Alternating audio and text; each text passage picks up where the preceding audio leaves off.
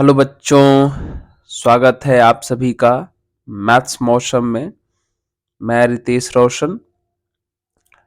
तो जैसा कि हम लोग एनडीए पीवाईक्यू सेक्शन कर रहे हैं, तो आज हम लोग सेक्शन 14 पर पहुंच चुके हैं। 13 वीडियो कंप्लीट हो गया है। आज हम लोग पीवाईक्यू सेक्शन एनडीए का 14th पार्ट करेंगे।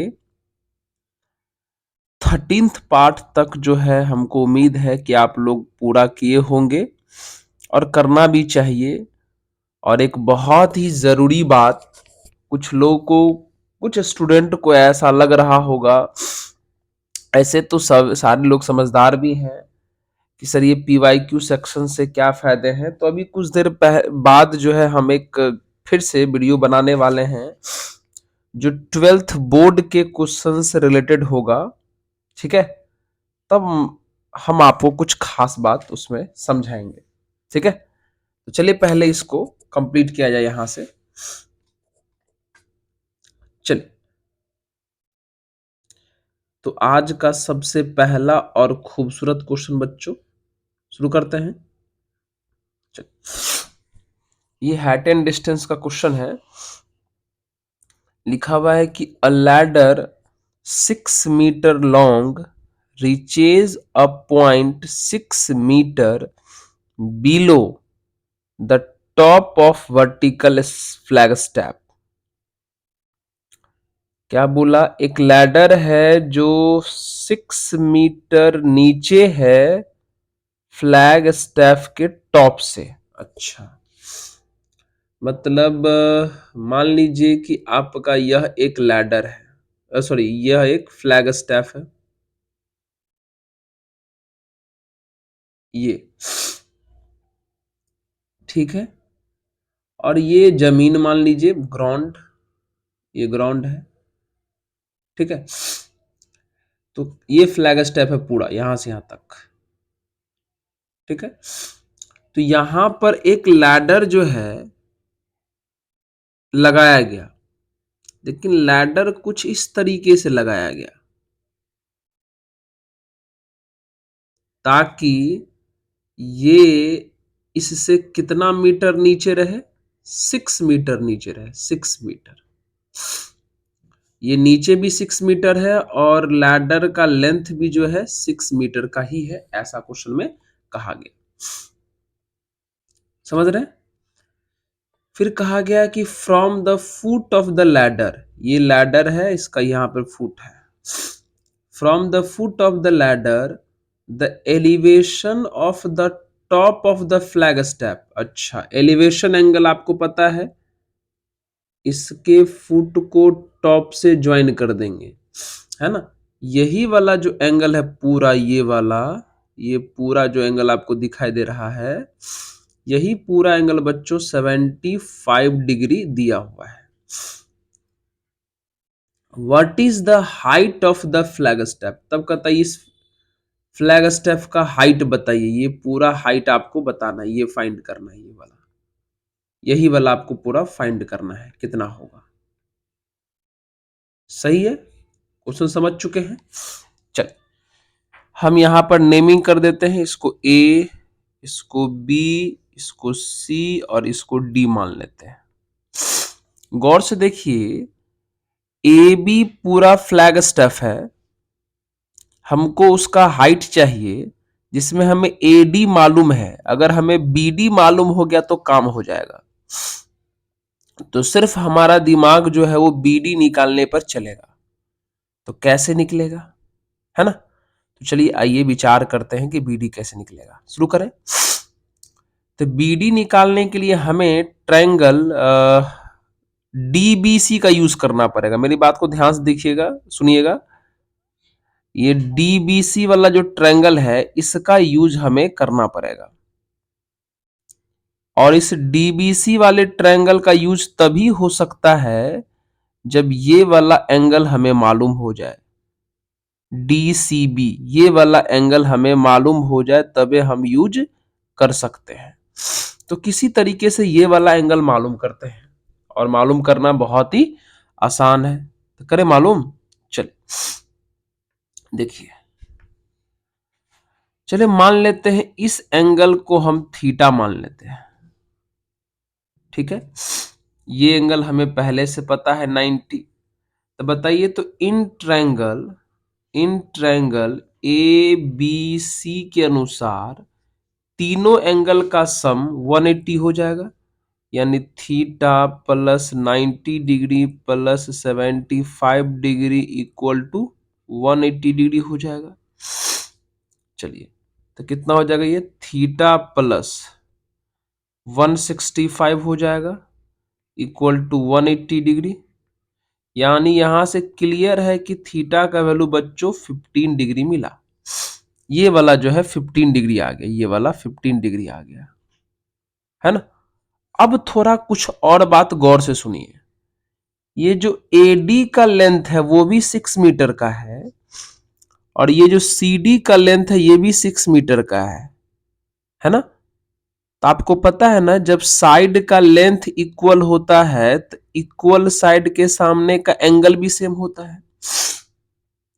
मतलब अगर ये वाला अगर थीटा 15 डिग्री है, तो ये इतना वाला जो एंगल है, इतना इतना ये जो दिखाई दे रहा है, ये भी तो 15 डिग्री ही होगा।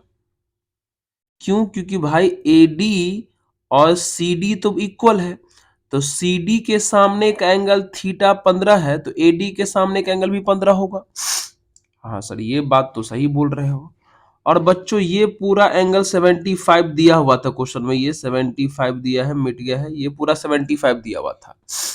तो पूरा 75 है, ऊपर वाला 15 है, तो ये कितना बच जाएगा, 60 डिग्री बचेगा क्या? हुआ क्या? समझ गए? चलिए बस बात खत्म, अब समझ गए तो काम हो गया।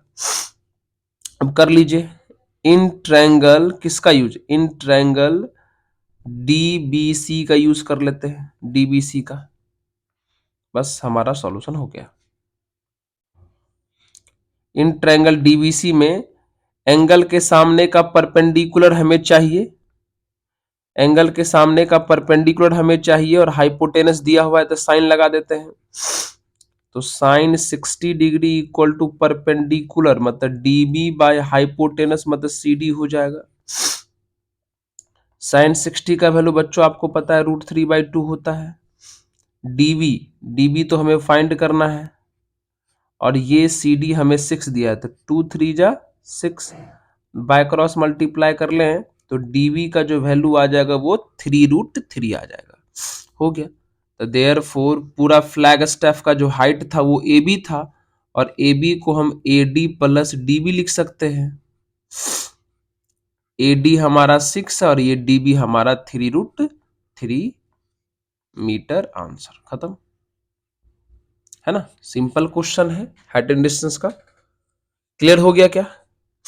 देख लीजिए कौन सा आंसर मैच कर रहा है। ऑप्शन नंबर डी करेक्ट है। सही है क्या? चलिए आगे बढ़ जाए। तो चलिए अगले सवाल की तरफ बढ़ते हैं।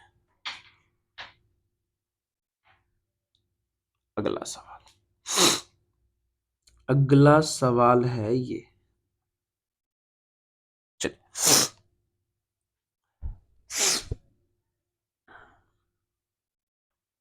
एक फंक्शन दिया हुआ है f of x equal to बच्चों 4x प्लस 3 दिया हुआ है। तब कहता है what is the value of, अच्छा, एफ ऑफ -1, इसका वैल्यू निकालना है। ये तो कंपोजिट फंक्शन है, इसको ऐसे लिखेंगे एफ ऑफ -1 लिखेंगे ना। चलिए पहले हम इसका वैल्यू निकाल लेते, इस पार्ट का, बस इतना। चलिए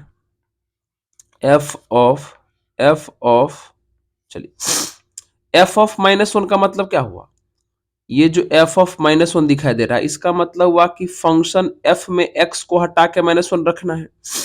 तो इसी में बच्चों अगर x को हटा के -1 पुट करोगे, पुट x के जगह पे -1 पुट करोगे, तो 4 इंटू -1 प्लस 3 यानी कितना आ जाएगा, फिर से -1 आ जाएगा, फिर से -1 आ गया, है ना, आया।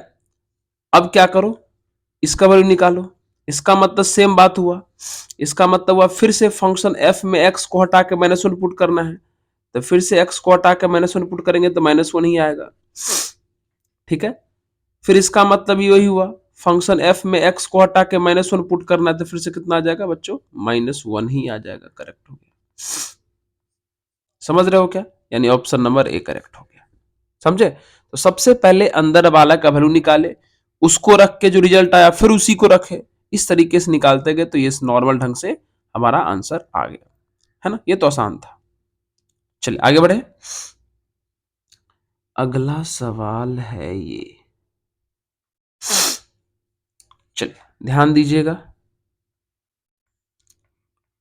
एक फंक्शन दिया हुआ है एफ एक्स का वैल्यू, एफ एक्स का वैल्यू दिया हुआ है, जी ऑफ एक्स का वैल्यू दिया हुआ है, then what is the value of, अच्छा फिर से वही कंपोजिट फंक्शन यही निकालना है ये। तो चलिए सबसे पहले एफ ओ जी का फुल फॉर्म आप लोग जानते ही हैं। एक काम करें, सबसे पहले अंदर वाला सॉल्व कर लेते हैं। अंदर वाला बोले तो जी ऑफ ई -1 अपॉन ई +1, इसको सॉल्व कर लेते हैं पहले, क्योंकि थोड़ा फॉर्मेट बड़ा है, वहां लिख के बनाने में थोड़ा सा मुश्किल होगा। पिछला वाला फॉर्मेट आसान था, एक्स के जगह पे खाली -1 रखना था, ये यहाँ इतना बड़ा है तो पहले इसको सॉल्व कर लेते हैं। इसका मतलब क्या हुआ, इसका मतलब हुआ कि फंक्शन g में जहां जहां x है वहां वहां ये पूरा रख देंगे, फंक्शन g में जहां जहां x है वहां वहां ये पूरा डाल देंगे। तो फंक्शन g में ln 1 प्लस एक्स, एक्स के जगह पे e -1 अपॉन e +1, फिर नीचे में 1 माइनस एक्स, एक्स के जगह पे e -1 अपॉन e +1, ठीक है।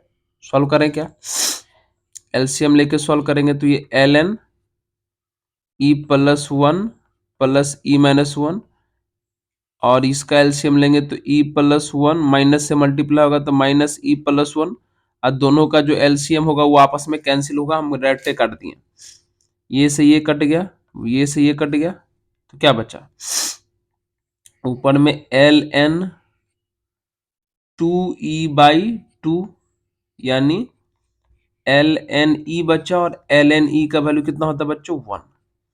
यानी साफ भाषा में क्लियर है कि F O G of E -1 upon E +1 का वैल्यू निकालना है, जिसको हम full form F O G, F of G of E -1 upon E +1 रख सकते थे। अभी तुरंत F of G of E -1 upon G E +1 का वैल्यू 1 आया है, रख दिए, हो गया। अब तो क्लियर हो गया, इसका मतलब हो गया कि फंक्शन f में x को हटा के 1 रख देना है। तो फंक्शन f आपका यही है, इसी में x को हटा के रख दीजिए 1, कितना हो जाएगा ये 4 इंटू 1 प्लस 1 का पावर 4, नीचे देखिए यहाँ यहाँ यहाँ यहाँ इसमें रख रहे हैं x के जगह पर 1, फिर 1 प्लस 4 इंटू 1 का क्यूब, हो गया। सॉल्व कर लें तो ये कितना हो जाएगा, ये हो जाएगा 4 + 1, नीचे में 1 + 4, यानी आंसर हमारा फिर से यहाँ का 1 आ गया, है ना। ये भी एकदम कंपोजिट की तरह ही था, कंपोजिट ही है, बस थोड़ा सा घुमा हुआ कैलकुलेशन था और कुछ नहीं। हो गया क्लियर, तो चलिए ऑप्शन नंबर बी करेक्ट हो गया। कोई समस्या नहीं ना, चलिए आगे बढ़े, चलिए आगे बढ़ जाते हैं अगले सवाल की तरफ। अगला सवाल है ये, ठीक है, चल इसको थोड़ा पढ़े फंक्शन को। क्या लिखा है बच्चों क्वेश्चन, कि let g be the greatest integer function, then the function f of x equal to g of x का x square minus g of x is discontinuous at, अच्छा गौर से देखिए, ये यहां क्वेश्चन में सबसे पहले जी के बारे में क्या बोला?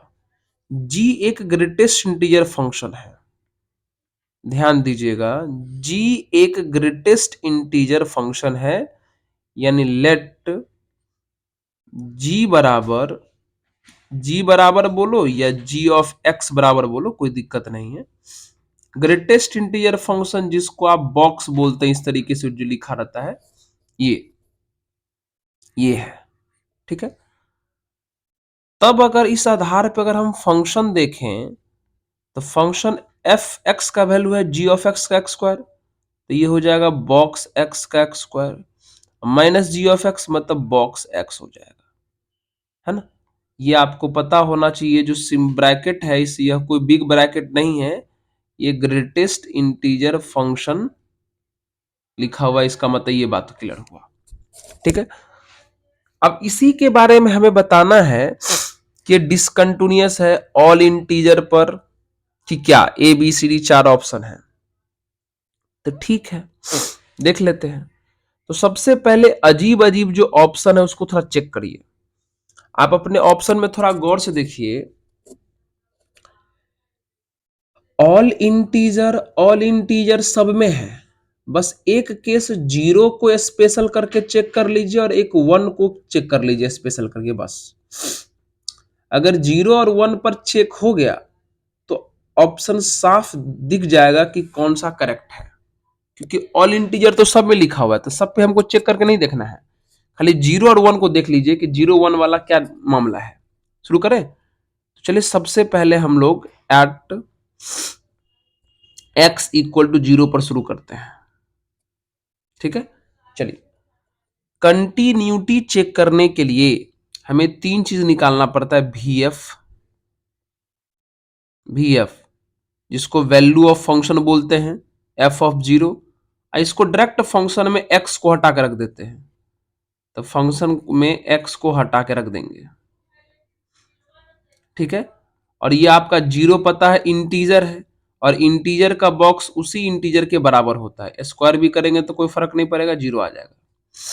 ठीक है, चलिए अब LHL निकालिए। LHL का मतलब होता है limit x tends to 0 minus, मतलब 0 से छोटा, तो कितना हो जाएगा रिजल्ट, बॉक्स 0 माइनस का स्क्वायर प्लस, सॉरी प्लस नहीं, बीच में माइनस है, चलिए माइनस 0 माइनस, ये देखो यहां जो फंक्शन है ना इसमें सबको रख रहे हैं। अब बच्चों लिमिट में 0 माइनस का मतलब क्या हुआ, 0 से छोटा। अब थोड़ा ध्यान लगाइए, दिमाग लगाइए, 0 से छोटा का मतलब क्या होगा, 0 से छोटा का मतलब हो जाएगा, मतलब जैसे देखिए ध्यान दीजिएगा, जैसे 1 से छोटा अगर हम लें तो 1 से छोटा का मतलब हो जाएगा 0.99 लिमिट में, और इसका अगर हम बॉक्स निकालते हैं तो इसका आंसर कितना आ जाता है, 0, इससे एक कम। समझ रहे हैं, ध्यान सुनिएगा।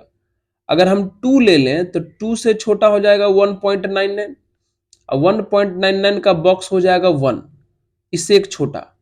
तो सोचे तो 0 से छोटा का बॉक्स कितना आ जाएगा, -1 आ जाएगा, -1। अब -1 का हमें करना है स्क्वायर, ठीक, यहां भी कितना हो जाएगा, -1। सही है, चलिए कितना आएगा सॉल्व करने पर, सॉल्व करने पर ये आ जाएगा आपको -1 का स्क्वायर, ये 1 आ जाएगा, और ये माइनस माइनस प्लस 1 आ जाएगा, है ना, यानी ये 2 आ गया। देख लीजिए, समझ रहे हैं ना। 1 से छोटा लिए तो 0.99, 0.99 का बॉक्स होता है 0। आपको पता है अगर बॉक्स के अंदर इंटीजर नहीं रहे तो उससे छोटा वाला चुनते हैं। 2 लिए तो 2 से छोटा का मतलब 1.99, उसका बॉक्स आ जाएगा 1। तो छोटा लेने पर जो बॉक्स है वो उस नंबर से एक कम आ रहा है, तो 0 से छोटा का मतलब 0 से एक कम मतलब -1, तो -1 का स्क्वायर माइनस 0 से छोटा का बॉक्स कितना आ जाएगा, -1। सॉल्व किया तो 2 आ गया। अब बताइए, तो आगे बढ़ने की जरूरत ही नहीं है। कंटिन्यूटी कहता है कि LHL RHL VF सब सेम होना चाहिए, लेकिन आप यहां पर देख लीजिए VF और LHL तो सेम हुआ ही नहीं, तो RHL तो चेक करेंगे ही नहीं, डायरेक्ट बोल देंगे कि 0 पर डिसकंटिन्यूअस है। 0 पर क्या है? डिसकंटिन्यूअस है, डिसकंटिन्यूअस है। ठीक है ना? मतलब हमें चेक करना है कि डिसकंटिन्यूअस है कहां, है ना? तो ऑल इंटीजर वाला माजरा था, उसको छोड़ के 0 पे चेक किए तो 0 पर भी डिसकंटिन्यूअस हो गया, है ना? यानी ऑल इंटीजर एक्सेप्ट 0 ये तो हो नहीं सकता, क्योंकि इसका मतलब हुआ कि सब इंटीजर पर डिसकंटिन्यूअस होगा लेकिन 0 को छोड़ के, लेकिन यहां तो 0 पर भी डिसकंटिन्यूअस हो गया। ऑप्शन नंबर बी भी नहीं हो सकता, क्योंकि उसमें भी 0 कह रहा है कि 0 को छोड़ करके, है ना? अब चेक करते हैं कि 1 पर है क्या डिसकंटिन्यूअस, देखते हैं, चेक कर लें क्या? हाँ, 1 पे चेक कर लें। अगर 1 पर चेक करने जाए, ऐसे ऑप्शन आप लोगों को साफ दिख रहा होगा, लेकिन फिर भी चलिए हम समझा देते हैं। अगर 1 पर चेक करने जाए, एट एक्स इक्वल टू 1, है ना? चलिए फंक्शन को हम दोबारा यहां लिख लेते बगल में, ताकि बार बार हमें वहां जाना ना पड़े। क्या है हमारा ये? बॉक्स एक्स का एक्स स्क्वायर और माइनस बॉक्स एक्स है। सही है? चल चलिए, तो सबसे पहले हम VF निकालेंगे। VF का मतलब बच्चों f ऑफ 1, ये तो डायरेक्ट रख देंगे हम लोग, तो ये हो जाएगा 1, सॉरी 1,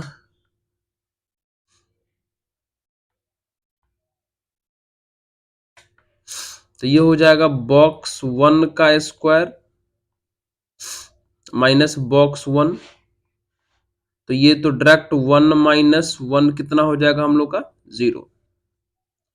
फिर हम LHL देखेंगे। LHL में हम लोग को पता है 1 से छोटा वाला पार्ट देखेंगे, limit x tends to 1 minus, यानी कितना? 1 माइनस का स्क्वायर और माइनस ऑफ 1 माइनस, 1 माइनस का मतलब 1 से छोटा, तो 1 से छोटा 0.99 लेंगे तो 0.99 का बॉक्स 0 आ जाएगा, तो 0 का स्क्वायर, ये भी 0 आ जाएगा। इसको भी सॉल्व करेंगे तो कितना आ जाएगा? 0। अभी तक LHL और VF तो सेम आ गया। अब RHL से मुलाकात करते हैं। RHL,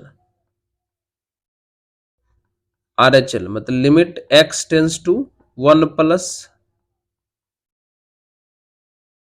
सही है? मतलब हो जाएगा ये बॉक्स 1 प्लस का square minus box 1 plus, 1 plus का मतलब हुआ बच्चों 1 से बड़ा, 1 से बड़ा का मतलब हुआ 1.001, 1.001। लिमिट में बड़ा का मतलब बहुत ही कम बड़ा होता है, ये इंटीजर नहीं है, तो इसका बॉक्स कितना की इक्वल आ जाएगा? 1 की इक्वल आ जाएगा। बॉक्स के अंदर जब इंटीजर नहीं हो तो उससे छोटा वाला इंटीजर, जस्ट छोटा का इंटीजर चुनते हैं। तो सोचिए 1 से बड़ा कोई भी नंबर लेंगे तो उस 1 से बड़ा लिमिट के अनुसार, 1 का बड़ा का मतलब बहुत ही कम बड़ा होता है, तो हमारा बॉक्स कितना आया? 1 आया। तो ये 1 है तो ये 1 का स्क्वायर हो जाएगा, ये भी 1 हो जाएगा, तो कितना आ जाएगा? ये फिर से 1 माइनस 1 आ गया 0। यहां देखिए 1 पर LHL RHL VF तीनों सेम आ गया, इसका मतलब 1 पर फंक्शन हमारा कॉन्टिन्यूअस है, डिसकंटिन्यूअस नहीं है। मतलब हर एक इंटीजर पर डिसकंटिन्यूअस होगा, बस किसको छोड़ के? 1 को छोड़ के, यानी option number D correct answer है। ठीक है, हर एक जगह डिसकंटिन्यूअस होगा ये फंक्शन जो क्वेश्चन में लिखा हुआ था, बस किसको छोड़ के होगा? 1 को छोड़ के होगा। ठीक है, चलिए, क्योंकि 1 पर हमारा क्या आ गया? कॉन्टिन्यूअस आ गया। समझ रहे हैं क्या? कोई दिक्कत? तो चले आगे बढ़े। चलो सर आगे बढ़ जाओ, चलिए शुरू करते हैं। अगला सवाल क्या है? ये चलिए, क्या लिखा हुआ है? अच्छा, ये तो डिफरेंशिएशन है, सिंपल।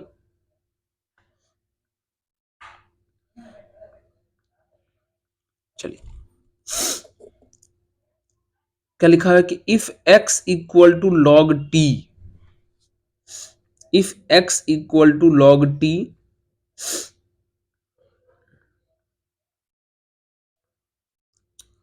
और y equal to T square minus one, सही है, यही दोनों है। तब कह रहा है कि हमें d2y/dx² निकालना, मतलब सेकेंड डेरिवेटिव निकालना है, वो भी x के रिस्पेक्ट में। तो चलिए, तो सबसे पहले इनका ये तो पैरामेट्रिक फॉर्मेट है, तो इसको dx/dt करें। तो dx/dt का वैल्यू dx/dt सर, dx/ अगर dt करेंगे तो ये 1/t आ जाएगा। फिर इसका dy/dt करें डिफरेंशिएशन, तो ये 2t आ जाएगा। हमें उसके बाद निकाल लेना चाहिए dy/dx। तो dy/dx निकालने का तरीका आपको पता है कि dy/dt में डिवाइड कर देंगे dx/dt से, तो काम हो जाएगा। तो dy/dt है हमारा 2t और ये हमारा है 1/t। तो सॉल्व करेंगे तो ये 2t का क्यूब आ जाएगा। अब इसको एक बार और डिफरेंशिएशन करना है, लेकिन बच्चों x के रिस्पेक्ट में, differentiation with respect to x, सही है। x के रिस्पेक्ट में करेंगे तो dy/dx अपने आप कन्वर्ट किस में हो जाएगा, d2y/dx² में। लेकिन इस तरफ 2t का डिफरेंशिएशन करेंगे तो 2 कांस्टेंट है, टी क्यूब का कितना हो जाएगा 3t²। लेकिन x के रिस्पेक्ट में कर रहे हैं तो चेन रूल के आधार पे ये तो dt/dx भी हो जाएगा। सर बिल्कुल होगा, तो ये हो जाएगा 6t²। अब dt/dx कहां से लाए, तो यहां से लाइए, यहां से सोचिए dx/dt 1/t है, तो dt/dx कितना हो जाएगा, t/1 होगा, t/1 होगा। और इसका आंसर कितना आ जाएगा 6t³ है ना। लेकिन हमको क्वेश्चन में क्या बोला है, t के जगह पे कितना रखना है, ये तो गड़बड़ लग रहा है जी, आंसर तो मैच नहीं कर रहा है।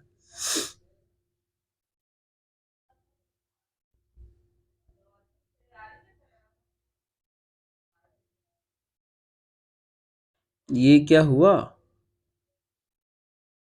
x equal to log t था तो dc करेंगे तो 1/t, y equal to t² - 1 है तो dc करेंगे तो 2t हो जाएगा। dy/dt निकालें, सॉरी dy/dx निकालें तो dy/dt अपॉन dx/dt, तो 2t/1/t ऊपर चला जाएगा तो ओ हो, ये गजब सिचुएशन चल रहा है भाई, कैलकुलेशन मिस्टेक का, समझे। यहां तो 2t² ना होता। क्या बात करते हो सर, बहुत गलती करते हो, लेकिन जो भी कहो आप, इतना क्यों कंजूसी करो। दोबारा सर मिटाओ इसे और फिर से बनाओ, यही अच्छा रहेगा। हाँ सॉरी सॉरी बच्चों, यहां पर तो 2t² हो जाएगा, ठीक है।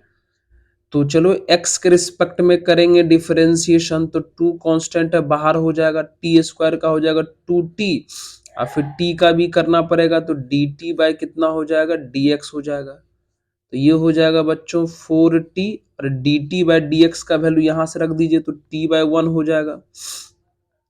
कितना हो जाएगा ये 4t² है ना। लेकिन हमें t का वैल्यू बोला है कितना रखने के लिए, t का वैल्यू बोला है 1 रखने के लिए। इसी में अगर हम t के जगह पर 1 रख देंगे तब तो ये सिंपल आंसर कितना हो जाएगा 4। सही है क्या, एकदम 4 सही आंसर है, ये तो बहुत ही सिंपल था, ठीक है। हाँ थोड़ा सा हम कैलकुलेशन मिस्टेक करके होशियार बन गए थे, वो थोड़ा मोड़ा ना हर एक में थोड़ा थोड़ा हो जाता है, लेकिन आप लोग थोड़ा देख लीजिएगा, कॉन्सेप्ट का कोई लोचा नहीं रहेगा। बस जो भी होगा जोड़ घटाव ही उल्टा पुल्टा हुआ होगा, उसको थोड़ा प्लीज बच्चों ठीक कर लें। इसके लिए बहुत बहुत सॉरी हम बोलना चाहेंगे आप लोगों को, ठीक है। शुरू करें, अगले सवाल की तरफ बढ़ते हैं। आज का अगला सवाल, फ्राइडे किधर गया ये, what is the derivative of इतना। अच्छा, हमें इसका डेरिवेटिव चाहिए, मतलब डिफरेंशिएशन चाहिए, वो भी x इक्वल टू 2 पर। तो चलिए हम इसे कुछ फंक्शन मान लेते हैं, f of x equal to मान लेते हैं मॉड x माइनस 1। तो सबसे पहले बच्चों कॉन्सेप्ट क्या कहता है समझिए। सबसे पहले मॉड हटा लीजिए, और मॉड हटाने का रूल है कि मॉड के अंदर वाले को जीरो करके x निकालिए। तो मॉड के अंदर वाले को जीरो करेंगे तो x का वैल्यू हमें 1 मिलेगा। अब उस 1 को नंबर लाइन पर रख दीजिए। अब जैसे ही उस 1 को नंबर लाइन पर रखे तो दो पार्ट बन गया। एक पार्ट बन गया x का वैल्यू 1 से छोटा के लिए, एक पार्ट बन गया x का वैल्यू 1 से बड़ा के लिए, है ना। अब इन दोनों पार्ट को सॉल्व कर लीजिए। x का वैल्यू 1 से छोटा, इसमें कुछ भी रखोगे, कुछ भी, तो ये मॉड के अंदर नेगेटिव आ जाएगा। अब मॉड के अंदर नेगेटिव आता है तो हम लोग को पता है कि माइनस से मल्टीप्लाई करके मॉड हटा देते हैं। ये जानकारी छोटा छोटा तो आपको पता ही होना चाहिए। फिर x का वैल्यू 1 से बड़ा, इसमें कुछ भी रखेंगे, तो 1 से बड़ा कुछ भी रखेंगे तो मॉड के अंदर पॉजिटिव आएगा, और मॉड के अंदर पॉजिटिव हो तो कुछ नहीं करते, डायरेक्ट इसको बाहर कर देते, हो गया। और इस तरीके से ब्रेक करने के दौरान ये जो दो कंडीशन आया है x लेस देन 1 और x ग्रेटर देन 1, तो अपने मन से कहीं भी एक जगह इक्वल भी लगा सकते हैं, जहां आपका मन करे, जहां आपका मन करे। चले हम, मेरा यही मन किया तो लगा दिया, हो गया। चलिए अब हमें इसका डिफरेंशिएशन पूछा था। क्या पूछा था? डिफरेंशिएशन, वो भी कहां पर? x इक्वल टू 2 पर। तो चलिए बच्चों डिफरेंशिएशन करेंगे, लेकिन इसका डिफरेंशिएशन एक शर्त पे करेंगे, जब ये फंक्शन कॉन्टिन्यूअस हो जाए। जब ये फंक्शन कॉन्टिन्यूअस हो जाए तब ही इसका हम लोग डिफरेंशिएशन भी करेंगे। तो देखिए, तो x इक्वल टू 1 पर ये कॉन्टिन्यूअस है। कॉन्टिन्यूअस निकालने के लिए हमें VF निकालना पड़ेगा। VF निकालते इक्वल वाला से, तो इक्वल वाला तो नीचे में है ना इसमें, तो इसमें अगर x को हटा के 1 रखेगा तो 0 आ जाएगा। LHL निकालना पड़ेगा। LHL निकालते हैं छोटे वाले से, मतलब 1 से छोटा, 1 से छोटा ऊपर में है, यहां भी x को हटा के 1 रखेगा तो 0 आ जाएगा। RHL निकालते हैं बड़ा वाले से, तो बड़ा वाला भी नीचे में है, नीचे में अगर x को हटा के 1 रखेगा तो 0 आ जाएगा। कॉन्टिन्यूअस हो गया। जब तक फंक्शन कॉन्टिन्यूअस नहीं होगा इस तरीके का, तब तक हम इसको डिफरेंशिएट नहीं कर सकते हैं, ठीक है। अब इसको डिफरेंशिएट कर लीजिए। अब अगर हम इसको डिफरेंशिएट करेंगे तो बच्चों क्या हो जाएगा, ऊपर हो जाएगा -1 x लेस देन 1, और नीचे हो जाएगा 1 x ग्रेटर देन 1, ठीक है। डिफरेंशिएशन करने के बाद इक्वल का साइन हटा देना है, जो हटा दिए, ठीक है। हमें क्या निकालना था? हमें निकालना था डिफरेंशिएशन, वो भी कहां पर? x इक्वल टू 2 पर। मतलब एक तरीके से समझो, आपको निकालना है f प्राइम ऑफ 2, मतलब x को हटा के 2 रखना है। तो दिमाग लगाइए, तो x का वैल्यू 2 किस में आएगा? x लेस देन में तो नहीं आएगा, x ग्रेटर देन में आएगा। तो x ग्रेटर देन 1 में 2 आ जाएगा, जिसका वैल्यू 1 है। संयोग है कि इसमें x है ही नहीं। अगर x रहता तो उसके जगह पे 2 रख देते, x नहीं है तो 1 का 1 ही रह जाएगा। समझ रहे हो? ऐसे बनाना है। ऑप्शन नंबर सी करेक्ट हो गया। क्लियर हो गया क्या? चलिए अगले सवाल पर बढ़ते हैं। ये अच्छा, ये क्या है भाई? अच्छा, ये तो पूरा एक कंप्रीहेंशन टाइप का क्वेश्चन दे दिया है। तो क्वेश्चन को पढ़िए बढ़िया से, फिर बनाते हैं हम लोग। क्या लिखा हुआ है? A curve y equal to m into E के power mx where m greater than 0, मतलब m पॉजिटिव है, intersect y axis at a point p, मतलब ये कोई कर्व है जो y एक्सिस को p पे कट करता है। तो what is the slope of the curve at the point of intersection of p। तब कहता है कि इस कर्व का स्लोप बताइए उस पॉइंट पर जहां पर पॉइंट p है। आइए सॉल्यूशन करते हैं, है ना। तो सबसे पहले बच्चों हमारे पास कर्व है y equal to m e के पावर mx। एक बार फिर से मैच करवा लीजिए तो सही है। और कहता है कि ये कर्व पहला क्या बोला है, कहां पे कट करता है, वाई एक्सिस को ना, हाँ वाई एक्सिस को कट करता है। तो वाई एक्सिस को कट करने का मतलब क्या हुआ, कोई भी ध्यान सुनिएगा, कोई भी कर्व वाई एक्सिस को कट करता है, इसका मतलब पक्का है कि उसका एक्स कोऑर्डिनेट कितना हो जाएगा, जीरो हो जाएगा। वाई एक्सिस को कट करने का मतलब एक्स का वैल्यू जीरो होना। तो आप इसी में एक्स के जगह पे जीरो पुट कर दीजिए तो वाई का वैल्यू आपका कितना आ जाएगा, एम आ जाएगा। देख रहे हो क्या, यानी जिस पॉइंट की हम लोग तलाश कर रहे हैं, जिसे पॉइंट पी कहा गया है, उस पॉइंट पी का कोऑर्डिनेट 0, है, 0, क्योंकि क्वेश्चन में बोला है कि कर्व वाई एक्सिस को कट करता है, तो वाई एक्सिस पर एक्स हमारा जीरो होता है, तो हमने इसी कर्व में एक्स के जगह पे जीरो रख दिया, तो कितना रखेंगे देखो ना, यहाँ पे रखेंगे तो 0 × m 0, ई का पावर 0 1 हो जाएगा, तो 1 × m कितना जगह m, यानी पॉइंट पी आ गया। चलिए अब हमसे पहला क्वेश्चन में डिमांड क्या किया, अब बोला कि व्हाट इज द स्लोप। अच्छा स्लोप पूछा है, तो स्लोप का मतलब तो आप जानवे करते हैं एप्लीकेशन ऑफ डेरिवेटिव में, कि कर्व को डिफरेंशिएट कर दो वही हमारा स्लोप है। तो dy/dx निकाल लीजिए, m कांस्टेंट है, e के पावर mx का dc हो जाएगा e के पावर mx, फिर पावर का भी करने जाएंगे चेन रूल के अकॉर्डिंग, तो m हो जाएगा, यानी कितना आ जाएगा ये m² इंटू ई के पावर mx। तो स्लोप ऑफ टेंजेंट एट कहाँ चाहिए, 0, पर, पॉइंट 0, है, तो पुट कर दीजिए, यानी x को हटा के 0 और y को हटा के m। तो इसमें y तो दिख नहीं रहा है, सिर्फ x दिख रहा है, तो x को हटा के 0 पुट करिएगा तो सिर्फ m² आ जाएगा, मतलब स्लोप हमारा आ गया, एक आंसर कंप्लीट। देखिए पहला का आंसर बी नंबर m² हो गया, ठीक है। दूसरे का क्या है, how much angle does the tangent at p make with y axis का, तो यही टेंजेंट y एक्सिस के साथ कितना एंगल, सॉरी x एक्सिस के साथ कितना एंगल बनाएगा। तो आपका मतलब आपको पता होना चाहिए बच्चों, कोऑर्डिनेट ज्योमेट्री में स्लोप का मतलब tan थीटा भी होता है, और फिलहाल हमारा tan थीटा यानी स्लोप कितना की इक्वल है, m² की इक्वल है। तो सिंपल सी कहानी है, यहां से थीटा का वैल्यू कितना आ जाएगा, tan इनवर्स m² आ जाएगा।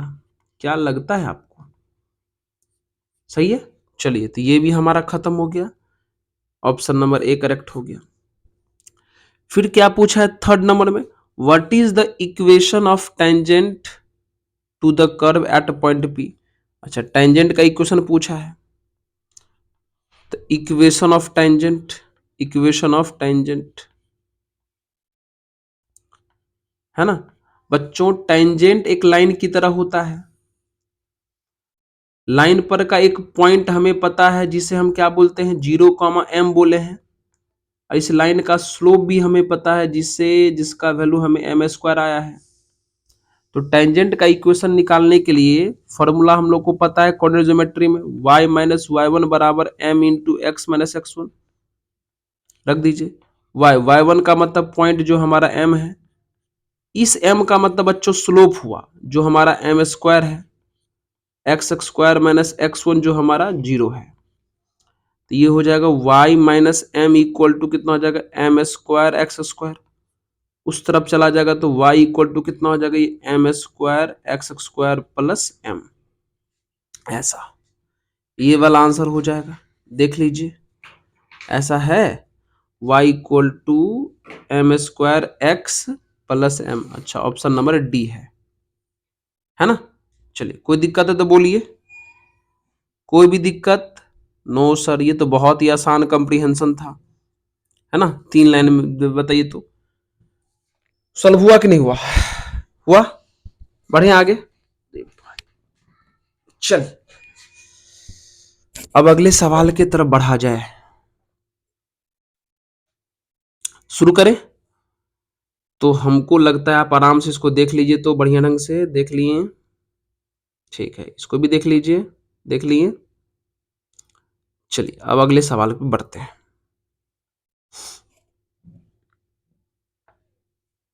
आखिरी क्वेश्चन है आज का ये। चलिए,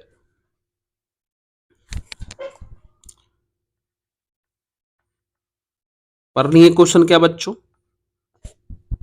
what is the minimum value? अच्छा, हमें मिनिमम वैल्यू चाहिए, ठीक है। आइए, तो हमारे पास फंक्शन क्या है, सॉरी ब्रैकेट है वो, x into x minus one plus one का होल पावर 1/3। ये तो मिनिमम या मैक्सिमम का क्वेश्चन है, मिनिमम मैक्सिमा का। तो मिनिमम निकालना हो या मैक्सिमम निकालना हो, सबसे पहले हमें पता करना पड़ता है क्रिटिकल पॉइंट, और क्रिटिकल पॉइंट जो है वो फंक्शन को डिफरेंशिएट करने से निकलता है। तो एक बार डीसी कर लोगे, एक काम करो, पहले इसको मल्टीप्लाई कर दो, तो ये हो जाएगा कितना, x square minus X plus one का पावर 1/3 हो जाएगा। अब डिफरेंशिएट करो चेन रूल के अकॉर्डिंग, तो पावर बाहर होगा, पावर में से एक माइनस होगा, तो X square minus X plus one, 1/3 में से वन चला जाएगा तो -2/3 बचेगा। फिर पावर के अंदर वाले का करेंगे तो 2x माइनस वन हो जाएगा, 2x माइनस वन हो जाएगा। हो गया। अब इसी को हम लोग कर देंगे जीरो की इक्वल, ताकि क्रिटिकल पॉइंट निकल जाए, है ना। तो इसी को जीरो की इक्वल करेंगे तो शायद ये चीज जो है 1/3 तो उधर जाके खत्म हो जाएगा, बचेगा ऊपर में 2x माइनस वन, और नीचे इसके पावर में निगेटिव है, तो X square minus X plus one का होल पावर 2/3 हो जाएगा, equal to zero. By cross multiply करके सॉल्व करेंगे तो सिंपल x का वैल्यू 1/2 आ जाएगा। सोच लीजिए। अब कुछ बच्चे सोच रहे होंगे कि सर हम तो मिनिमम और मैक्सिमम वैल्यू पता करने के लिए सीखे थे कि फंक्शन को दो बार डिफरेंशिएट करते हैं, फिर पहला वाले को जीरो करके वहां से जो भी x निकलता है उस x को सेकेंड डेरिवेटिव में रख के चेक करते हैं कि किस पॉइंट पर मिनिमम होने वाला है, किस पॉइंट पर मैक्सिमम होने वाला है। आप हमारी बात को ध्यान सुनिए, रूल यही होता है, रूल यही होता है कि फंक्शन को एक बार डिफरेंशिएट करिए, फिर एक बार करिए, ये जो फर्स्ट डेरिवेटिव है इसको जीरो के इक्वल करके हम लोग यहां से क्रिटिकल पॉइंट निकालते हैं, और उस क्रिटिकल पॉइंट को सेकेंड डेरिवेटिव में पुट करते हैं, और देखते हैं कि सेकेंड डेरिवेटिव प्लस में आ रहा है कि माइनस में। तो जिस क्रिटिकल पॉइंट पर सेकेंड डेरिवेटिव प्लस में आ जाए वहां पर होता है मिनिमम, और जिस क्रिटिकल पॉइंट पर सेकेंड डेरिवेटिव निगेटिव हो जाए वहां होता है मैक्सिमम। तो कहोगे सर आप यहां तो ऐसा नहीं किए।